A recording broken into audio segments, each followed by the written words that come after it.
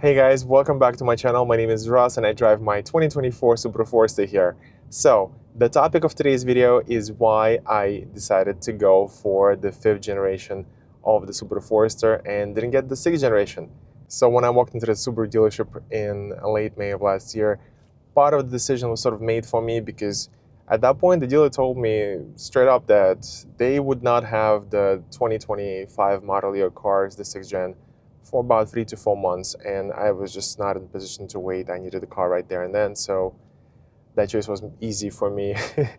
Either wait for 4 months and no car today, or wait and get the 6th gen. But yeah, so part of the decision was sort of made for me. But now I ask myself this question: if I walked into the dealership today, would I still go for the 2024 model year, or would I walk away with the 6th gen 2025 model year car? And that's what the video is going to be about. So one of the biggest reasons why I got myself the 5th gen was because this was the last year they were making it. This is 2024 model year, and they've been making it for 6 years. This car was made in March of 2024. I picked it up in May. So at this point, I'd like to think that Subaru already knew about all the problems that this car might have had. They solved them all, and I have the best version of the 5th generation of the Subaru Forester. And other than the squeaky seat, in 2,000 miles so far that I've driven it, I didn't have any issues whatsoever. I enjoyed this car, I love this car, and me being such a busy guy with a family where I need the car every day, I simply don't have the luxury of going to the dealership and not having the car for days or weeks and making it a problem.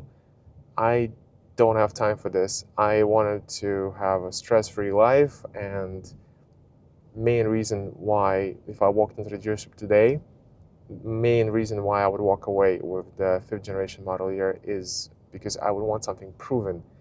And yes, I've been inside the new 2025 6th generation Subaru Forester, and yes, it shares a lot of components. Engine's the same, just retuned. I found the same roughly looking steering wheel. The buttons are lifted straight from this car, and yeah, that inspires confidence that, hey, if it ain't broke, don't fix it, right? They just lifted the old buttons and panels from the old car, the proven car, into the new one, but still, it looks different on the outside. There's a huge infotainment system and all that, so I just didn't want to gamble, and that's why I went for something that, in my mind, is more proven and more reliable. And that's probably the biggest reason why I got myself the 5th generation of the Subaru Forester instead of getting the 6th generation. Okay, so the list is not over yet. You're probably thinking that the second thing I'm gonna say is, oh, I got this car because the 2025 model year, the 6th gen, looks so ugly. No, sorry to disappoint. I know the popular opinion online, at least, is that the new one is ugly. The 6th generation looks like a Ford Explorer. I don't think so. To me, I don't see Ford Explorer in there, and I looked many times and I just don't find those Ford Explorer like lines at all. I like the way the new one looks. I really do. Give it to me in white, in like a touring trim. Wow, amazing. Even in the premium trim, looks amazing.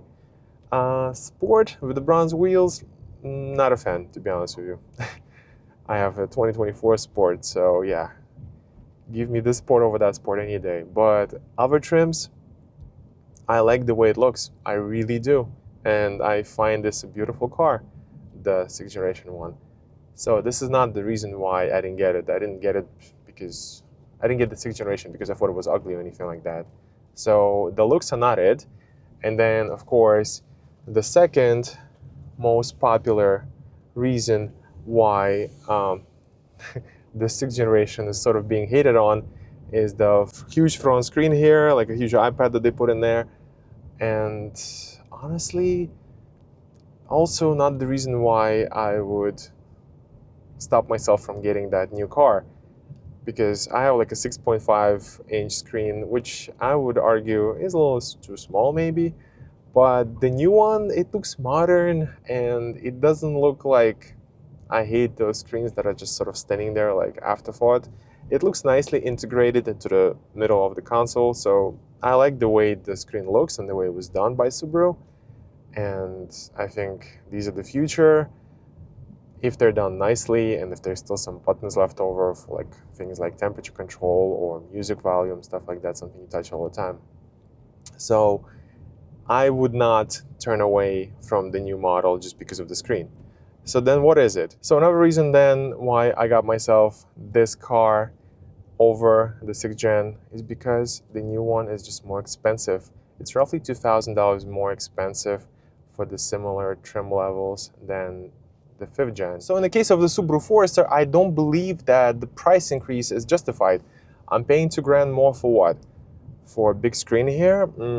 No thanks. For improved looks, they're improved in my opinion, but they're not that awesome. I don't want to pay more for them, and I think my car, the 5th gen, is a pretty good looking car as well, so also hard for me to pay more in this regard. So yeah, price played a huge factor as well, and just ticked off another box for me to get the 5th gen, because in my mind it's a beautiful car. It's at the end of the production run, so in my mind it's the most reliable car by definition, and it costs less.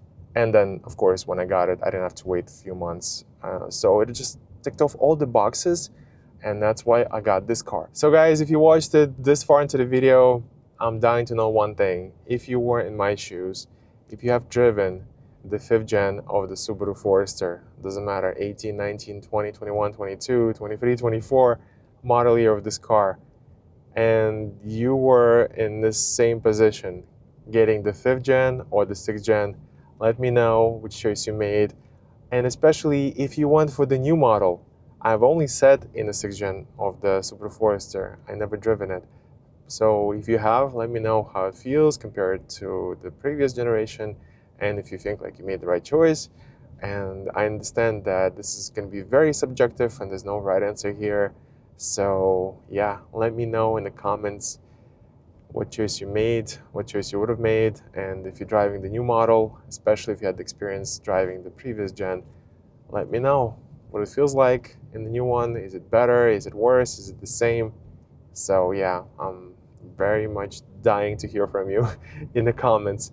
So yeah, thanks for watching. I hope you found this video useful. Please like and subscribe for more useful videos like this. Take care.